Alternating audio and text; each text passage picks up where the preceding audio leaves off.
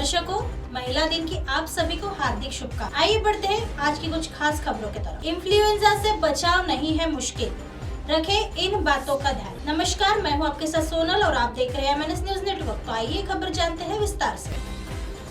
AIIMS के पूर्व निदेशक रणदीप गुलेरिया का कहना है कि H3N2 वायरस हर साल इस दौरान म्यूटेशन करता है और बूंदों के माध्यम से फैलता है, लेकिन यह चिंता का कारण नहीं है क्योंकि अस्पताल में भर्ती होने के मामले की संख्या में ज्यादा वृद्धि नहीं देखी जा रही है। हालांकि फिर भी लोगों को होली के त्योहारों मौसम में सतर्क रहने की जरूरत है। लोगों को होली मनानी चाहिए, लेकिन उन बुजुर्गों को खास तौर पर सावधान रहना चाहिए जिन्हें पुरानी सांस की बीमारियां, हृदय की समस्या, किडनी की समस्या या डायलिसिस जैसी गंभीर बीमारियां हैं। उन्हें भीड़ भाड़ वाली जगह पर जाने से सावधान रहने की जरूरत है क्योंकि ऐसी जगहों पर ही वायरस के संक्रमण का खतरा अधिक होता है। स्वास्थ्य विशेषज्ञों का कहना है कि साल के इस समय में जब मौसम में बदलाव होता है तो इन्फ्लुएंजा होने की संभावना अधिक होती है। क्योंकि अब हम कोविड से पहले के हालत में अब वापस आ गए हैं और मास्क नहीं पहन रहे हैं, इसलिए यह वायरस को और आसानी से फैलने में मदद मिलेगी। अगर हमें खुद को इन्फ्लुएंजा होने से रोकना है, अगर हम भीड़ भाड़ वाली जगहों पर जा रहे हैं तो हमें मास्क पहनना जरूरी है। हमें अपने हाथों को बार बार धोने की जरूरत है और शारीरिक दूरी का भी पालन करना होगा। 2 माह से लगातार बढ़ रहे हैं केस। केंद्रीय स्वास्थ्य मंत्रालय ने सोमवार को हेल्थ एक्सपर्ट्स के साथ H3N2 इन्फ्लुएंजा के बढ़ते मामलों पर एक बैठक की।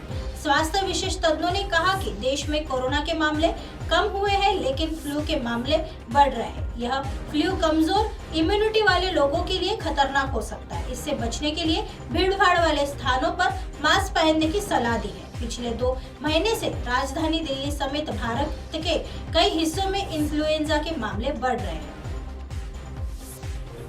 इसके लक्षण, इसमें अक्सर थकान महसूस होती है और शरीर अस्वस्थ रहता है। गले में कफ का जमाव रहता है, कुछ भी निकलने में दिक्कत आती है, बेहद कमजोरी महसूस होने लगती है, थोड़ा चलने पर या कोई कार्य करने पर चक्कर आने लगते हैं, ठंड लगती है, साथ ही बुखार होता है। बुखार तेज या कम हो सकता है। बुखार 100 से 103 डिग्री तक हो सकता है, लेकिन जैसे जैसे बीमारी बढ़ती है वैसे वैसे बुखार 10 से 40 तक पहुंच जाता है। काफी नज़ला हो जाता है, बेहद छींकें आती है, परेशानी महसूस होने लगती है, साथ ही सांस फूलने लगती है, त्वचा नीले पड़ने लगती है, मांसपेशियों में दर्द और सिर दर्द होने लगता है। क्या है उपचार? उष्मा का प्रयोग इस बीमारी में हुई अकड़न और दराहत पहुंचता है। इलेक्ट्रिक हीटिंग पैड उपयोग करें। बोतल में गर्म पानी भरकर छाती, पीठ या जहां दर्द पर रखें। बुखार होने से शरीर में निर्जलीकरण हो जाता है। इस कमी को पूरा करने और बीमारी से निजात पाने के लिए सामान्य से अधिक तरल पदार्थ लेने की जरूरत होती है। गर्म तरल पदार्थ जैसे कि चाय या गुनगुना नींबू पानी पीजिए। इससे शरीर में जल की पूर्ति के साथ साथ गले को आराम मिलता है तथा साइनस साफ होने में आसानी होती है। पानी में अजवाइन डालकर तब तक उबालें जब तक पानी आधा न रह जाए। पानी का सेवन समय समय पर करते रहें। लापरवाही ना बरतें। युवा बच्चों तथा 65 की उम्र से अधिक के बुजुर्गों में जटिलता हो सकती है। गर्भवती महिलाओं को भी फ्लू का खतरा ज्यादा रहता है। इन्फ्लुएंजा से निमोनिया, कान में संक्रमण, साइनस संक्रमण और ब्रोंकाइटिस का खतरा बढ़ जाता है। यदि उच्च श्रेणी का फ्लू हो तो एंटीवायरल दवाएं उपयुक्त रहती है, अन्यथा व्यक्ति की मौत भी हो सकती है। बचाव के लिए जरूरी कदम। मौसम के पहले टीकाकरण करवाएं। इन्फ्लुएंजा का टीका अक्सर डॉक्टर द्वारा दिया जाता है। ये फ्लू न होने की गारंटी तो नहीं देता, परंतु अन्य प्रकार के वायरस से रक्षा करता है। साफ सफाई पर ध्यान दें। नित्य हाथ धोने की आदत डालिए। विशेष रूप से सार्वजनिक स्थान से वापस आने पर हाथ धो। इन्फ्लुएंजा से संक्रमित होने से बचने का बेहतरीन तरीका, हमेशा अपने हाथ जीवाणुरोधी वाइप्स रखिए, जिनका उपयोग ऐसी जगह पर किया जाता है जहां साबुन और सीख हो। स्वास्थ्य पर ध्यान दें। अच्छा आहार शरीर के आवश्यक पोषक तथा विटामिन की पूर्ति करे।